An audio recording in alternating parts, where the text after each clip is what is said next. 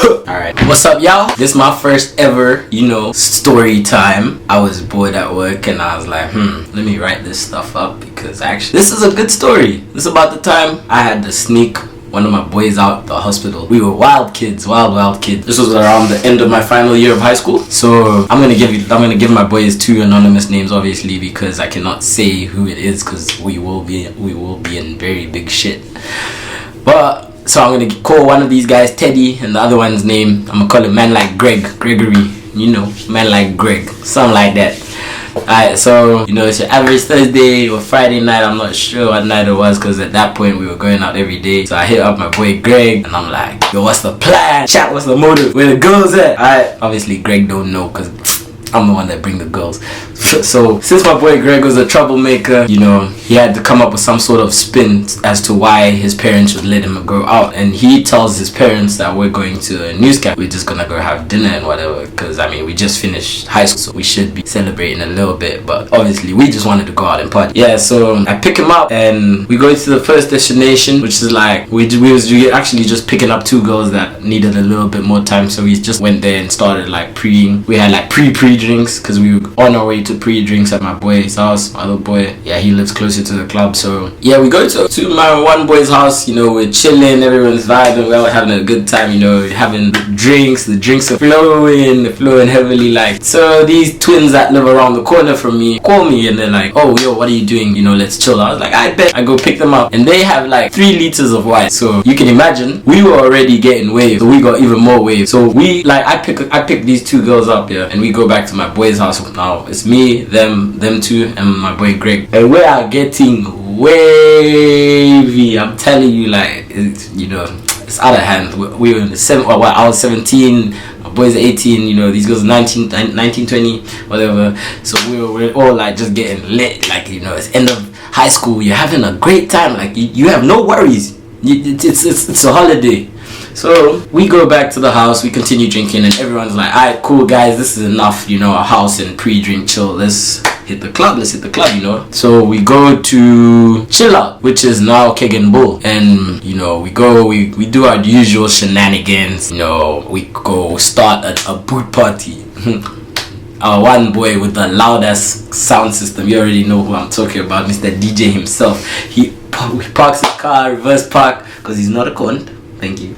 He reverse parks his car, we start getting out, we're wild and dancing, making a bit of noise, having a few more drinks, And so back then, someone's knocking on my door. Sorry, Elliot came to disturb me because he came to come peer pressure me to go out to do exactly what I do not want to do, and back then my boy Greg, my boy Greg had problems with controlling his alcohol consumption and his behavior, like when he drink. So like I just hear him and one of my boys, or the guy who's actually playing the music now, I hear these 2 arguing and I'm like, yo, what's going on? But then at the same time I didn't pay too much mind to it because these 2 always get on each other's backs, like, so it's something normal, but I realized that there was a lot more aggression towards the way they were speaking, so I saw that they were actually trying to get into it. And my one friend starts threatening the other, and I'm just like, whoa guys, yo, we're all friends here, it's all good. Alright, so that like settles down, everyone's back to chilling,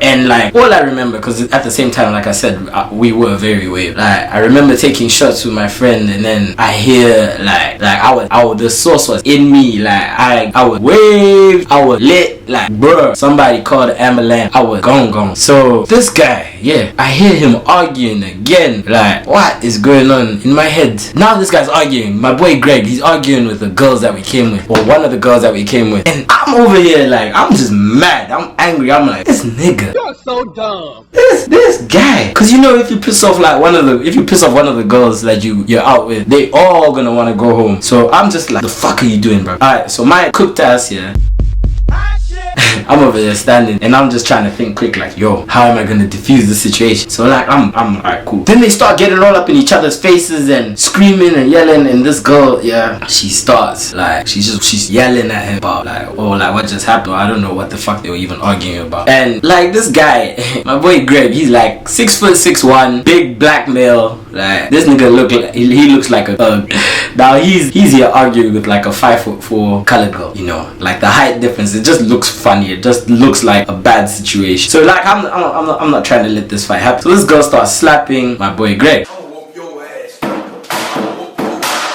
I ran in as one would obviously, but I forget that I'm separating a male and a female. So I ran in with all my power as if I'm separating two males, and I push them both. And obviously my boy goes back, but this girl ends up like stumbling and falling.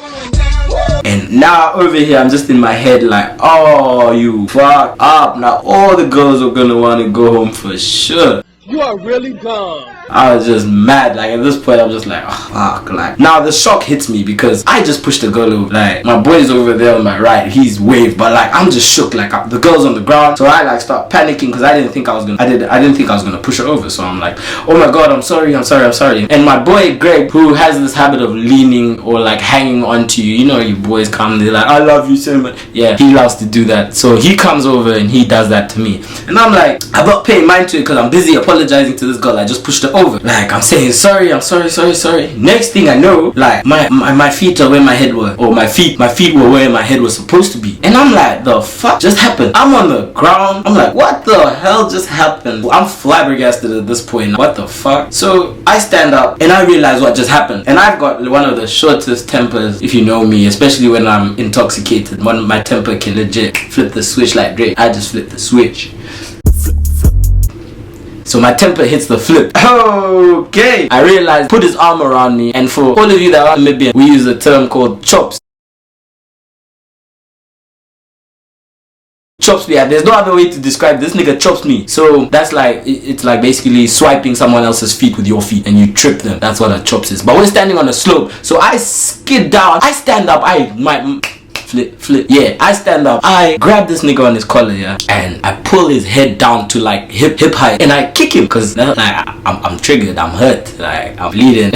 So yeah. So like I slid down the slope a bit. All my skin on my elbow was shredded. My arm was cut up. I lose it. I snap. And before you guys think I'm a bad friend, yeah, I wasn't the reason my boy got into the hospital. I might have been part of the reason, but I did not hurt him severely enough for him to go to the hospital. So that is not my. At this point, there's a lot of blood running down my arm. So I'm just like, you know what? Let me just go. Let me just leave this environment. Let me just go to the other club because one of my boys wanted to go check it out. And I was like, let me just go to the other club and go clean myself up. Yeah. So like at this point, there's a lot of blood running down my arm, and I'm still trying to process the fact that this nigga chops me. So I leave, and oh no. So I raise my arm. This guy starts approaching me like he's still trying to fight after I kick him in the head. So I raise my arm, and I'm like about to punch him. Then my other friend grabs my arm. He's like, I think you need to remember that you guys are bras. You need to remember that you're boys at the end of the day. You can't do it. And I was like, true. But till today, my boy Greg claims that we were going to fight. We weren't going to fight. I was going to whoop your ass. Fact. But I'm glad we didn't fight. It's all good. All love. Whatever. Yeah. So I'm like, yeah, this nigga's right. This is my boy. I'm tripping. This Greg nigga's on some shit. Like, we drunk. I don't know why I'm trying to fight my own friend in front of a club. Whatever.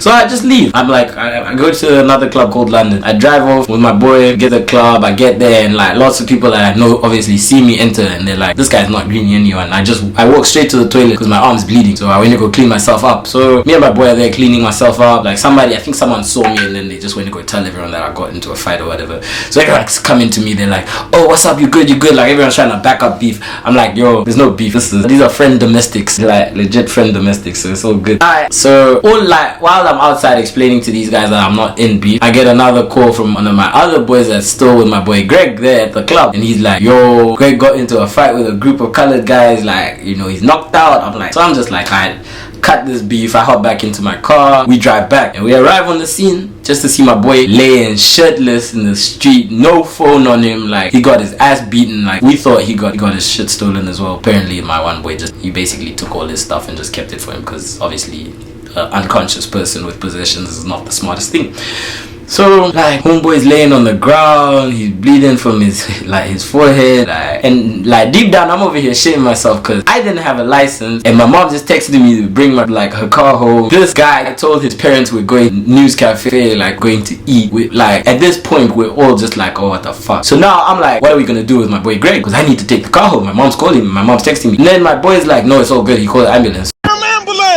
So the ambulance pulls out, they strap my homie in, and I have to now call my other boy Teddy, because me and this nigga, I don't even remember where he was for the first half of this night. Like I don't remember for the life of me guy was. I call my boy Teddy, I'm like, yo, you need to get your car, you need to come pick me up. I think he was even with me at that point when we had to meet up by the ambulance. I'm not sure, I don't remember. It was like 4 years. So we go home, we drop my car at home, and then we drive to the hospital. Now we search for our boy Greg, and we finally locate him, and now we're there listening to what the nurses have to say, like we're sat or like filling in all documents and all, and we're explaining what happened. My boy Greg is still passed out or knocked out, and the nurses go, we need to cut his hair. So me and my boy Teddy start dying. We're just laughing. We're like, cut it. Yeah, we just say cut that nigga's hair, we don't care. So they start cutting his hair, man getting his little bald patch. They look at him and they're like, at that point me and my boy Teddy on like we're there pissing ourselves, like we're just laughing this guy up. And the lady looks over at me and she's like, would you like me to clean you up too? And I forgot that I'm over here bleeding out, I'm wearing a white shirt, like bruh. So, you know, she cleans me up, you know, she gives me a band, all of that. And we're like, alright, cool. So we're like, yeah, thanks for helping us, we appreciate that. So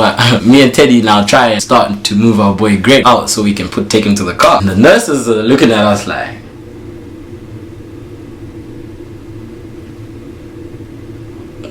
what is you doing? So they're like, what are you doing? We're like, we're taking a boy home, night's over, his sun's about to start rising, we need to get homie at home. So they're like, patients need to be conscious and able to at least attempt to walk out on their own for you to take them. And I was just like, oh wow.